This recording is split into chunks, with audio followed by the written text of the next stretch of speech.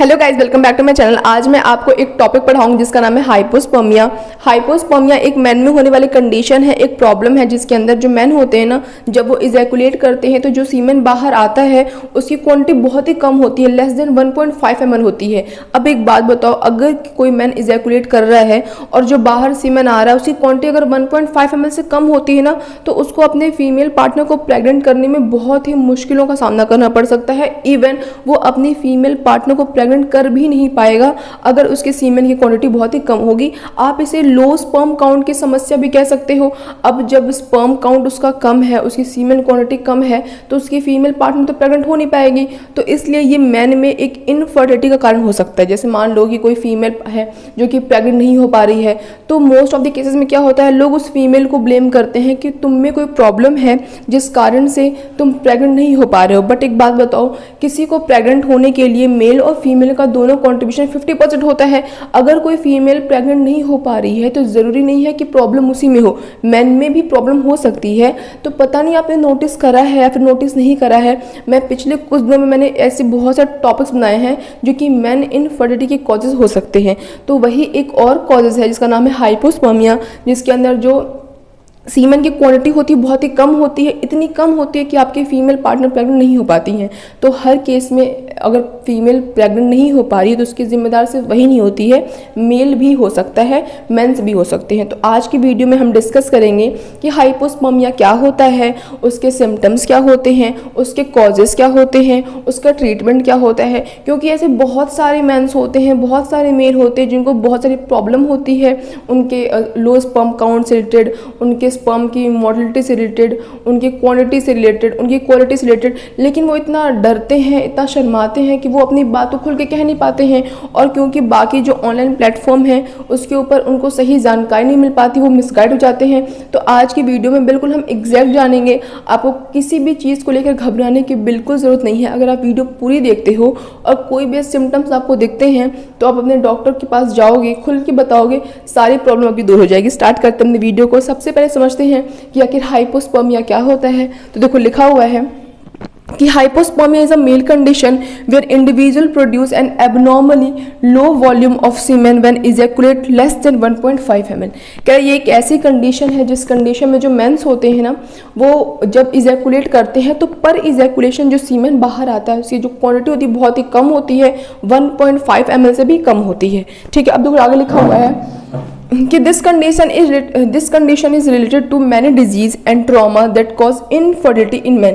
कह रहा है कि जो ये प्रॉब्लम है, इस प्रॉब्लम की वजह से जो मेंस होते हैं उनमें बहुत सी बीमारियां, ट्रॉमा और इवन इनफर्टिलिटी भी हो सकते हैं, यानी कि पुरुष बांझपन भी हो सकता है। सबसे पहली बात मैं आपको बताना चाहती हूँ कि जब भी हम किसी भी चीज़ को लेकर बहुत परेशान होते हैं तो ऐसा भी हो सकता है कि वो चीज़ जिसको हम लेके परेशान है वो हमें इतना परेशान ना कर रहा हो, लेकिन क्योंकि हम सोचते रहते हैं, जब हम उस हिसाब से सोचते हैं ना तो हमारा माइंड वैसा ही हो जाता है और हमें कोई ना कोई प्रॉब्लम हमारी बॉडी में ऑटोमेटिक हो जाती है। इसीलिए मैं आपको बताती हूँ कि अगर कोई प्रॉब्लम है तो हर एक प्रॉब्लम का सॉल्यूशन होता है। आपको किसी भी चीज़ को लेके ट्रॉमा में, टेंशन में, डिप्रेशन में, स्ट्रेस में नहीं जाना चाहिए। क्योंकि अगर आप इन सब चीज़ों में चले जाते हो, आप स्ट्रेस लेते हो, आप ट्रॉमा में चले जाते हो, तो बीमारी क्या करेगी वो तो अलग चीज़ है, लेकिन क्योंकि आप स्ट्रेस में हो इससे आपकी फिजिकल एक्टिविटी में बहुत ज़्यादा प्रभाव पड़ता है। इसीलिए कभी भी स्ट्रेस नहीं लेना चाहिए। तो वही कह रहा है कि अगर आपको हाइपोस्पर्मिया की प्रॉब्लम हो गई है तो अगर आप उसको सोचते रहते हो तो भी आपको बहुत सारा ट्रॉमा हो सकता है और मे बी आपको इनफर्टिलिटी भी हो सकती है, क्योंकि आपकी जो सीमेन की क्वांटिटी है वो लेस देन 1.5 ml है। जबकि किसी फीमेल को प्रेग्नेंट करने के लिए जो सीमेन की क्वालिटी अच्छी होनी चाहिए, स्पर्म की क्वालिटी भी, उसकी क्वांटिटी भी अच्छी खासी होनी चाहिए। यानी कि जब कोई मैन इजैकुलेट करता है तो पर इजैकुलेशन जो सीमेन की क्वांटिटी होती है वो 1.5 ml से लेकर 6 ml के बीच में होनी चाहिए, वरना अगर 1.5 ml से कम है तो प्रेगनेंसी में प्रॉब्लम आती है। ठीक है, अब देखो आगे पढ़ते हैं सिम्टम्स क्या होते हैं। तो देखो लिखा हुआ है the average amount of semen expel range between 1.5 ml and 6 ml। वही बात कह रहा है कि नॉर्मली क्या होता है, जब सीमेन बाहर आता है तो कितना उसकी क्वांटिटी कितनी होती है 1.5 ml से लेकर 6 ml, ये तकरीबन नॉर्मल होता है जो सभी को होते हैं। फिर क्या है, minimal ejaculation is a major symptoms of hypospermia, कि क्योंकि आप खुद फील कर पाओगे जब आप इजैकुलेट कर रहे हो, अगर आपको देख के लगता है कि यार ये बहुत ही कम क्वांटिटी है सीमेन की, इतनी क्वांटिटी नहीं होनी चाहिए, तो आप ये समझ सकते हो कि आपको हाइपोस्पर्मिया की प्रॉब्लम हो गई है। आपको तुरंत अपने डॉक्टर के पास जाना चाहिए। कोई घरेलू नुस्खे या फिर कोई जड़ी बूटी जो बाबा बैठते हैं, फिर कोई भी इन सब चीज़ों में बिल्कुल भी नहीं पड़ना चाहिए। सीधे खा जाना चाहिए आपको डॉक्टर के पास। और दूसरा क्या कर सकते हो, अपनी लाइफस्टाइल में सुधार कर सकते हो। ठीक है, अब वो तीसरा लिखा हुआ है कि हमने मीनिंग पढ़ ली क्या होते हैं, सिम्टम्स पढ़ लिया क्या होता है। सिम्टम्स सिर्फ एक ही सिम्टम्स है, यही सिम्टम है कि आपका जो स्पर्म जो सीमेन जो बाहर आ रहा है तो सीमेन बहुत ही कम है। अब देखो सीमेन में स्पर्म में कंफ्यूज नहीं होना, मैंने कई बार बताया है कि जब आप बाहर इजैकुलेट करते हो तो बाहर क्या आता है, सीमेन आता है। उस सीमेन में क्या होता है, अंदर स्पर्म होता है। ठीक है, जो लिक्विड आपको दिखता है वो क्या होता है, सीमेन होता है। स्पर्म इतने माइक्रोस्कोपिक होते हैं कि वो आपको दिखते नहीं है। जो स्पर्म होता है वही मेल का सेक्स गैमेट्स होता है, उसी के कारण से प्रेगनेंसी होती है। सीमेन तो अदर्स क्या होते हैं, फ्लूइड होते हैं। ठीक है, अब देखो आगे पढ़ते हैं कॉजेस की, आखिर हाइपोस्पर्मिया का क्या कारण होता है। तो सबसे पहला क्या है, रेट्रोग्रेड इजैकुलेशन।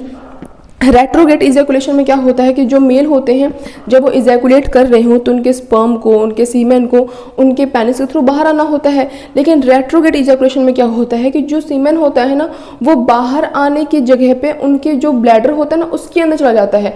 अब बात बताओ, जब बाहर आएगा ही नहीं तो ऑटोमेटिक सीमेन की क्वांटिटी क्या हो जाएगी, कम हो जाएगी। तो ये सबसे बड़ी प्रॉब्लम होती है कि जो आपके सीमेन को बाहर आना होता है वो कहाँ चला जाता है, वो आपके ब्लैडर में चला जाता है। फिर जो कह रहा है एब्सेंस ऑफ समाइनल वेसल्स या फिर वास डिफरेंस, कि या तो आपके समाइनल वेसल्स या फिर वास डिफरेंस है नहीं, जिनके कारण से भी ये प्रॉब्लम हो जाती है।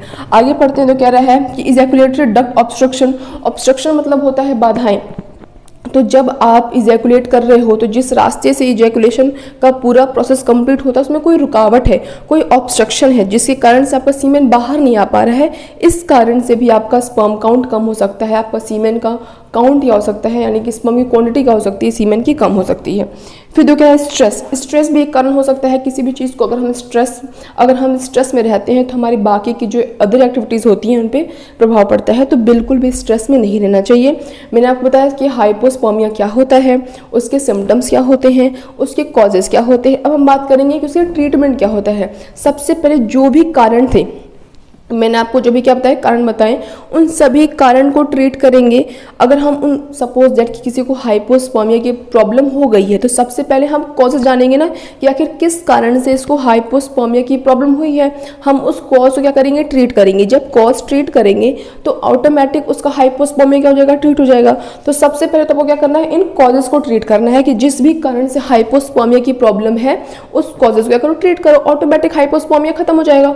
अदरवाइज फिर लिखा हुआ है कि ट्रीटमेंट में डिपेंडिंग अपॉन द कॉज, कि कॉज पर डिपेंड है। जो कॉज होंगे, जो कारण होंगे उनको ट्रीट करेंगे, हाइपोस्पर्मिया खत्म हो जाएगा। Treatment of hypospermia is possible. सबसे अच्छी बात है कि इनके जो ट्रीटमेंट हाइपोस्पर्मिया का वो पॉसिबल है। ऐसा नहीं किसी को हाइपोस्पर्मिया हो गया अब जिंदगी भर वो ऐसा रहेगा, उसका कुछ भी नहीं हो सकता। तो सब कुछ हो सकता है, उसका सब कुछ सही हो सकता है। ठीक है, it can involve surgical procedure. ये सर्जिकल प्रोसीजर भी हो सकता है क्योंकि मैंने आपको बताया कि कोई ऑब्स्ट्रक्शन है, कोई रुकावट है, तो उस कंडीशन पे थोड़ी बहुत सर्जरी भी होती है।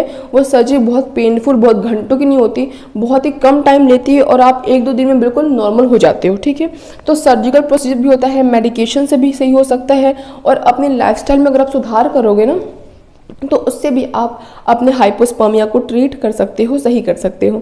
तो आज के इस वीडियो के लिए बस इतना ही। मिलेंगे नेक्स्ट वीडियो में किसी और बहुत ही इन्फॉर्मेटिव और इंटरेस्टिंग टॉपिक के साथ। तब तक अगर आपको मेरी वीडियो अच्छी लगी हो, मेरी वीडियो इन्फॉर्मेटिव लगी हो तो मेरी वीडियो को लाइक कर देना और मेरे चैनल को सब्सक्राइब कर देना। That's all, bye guys.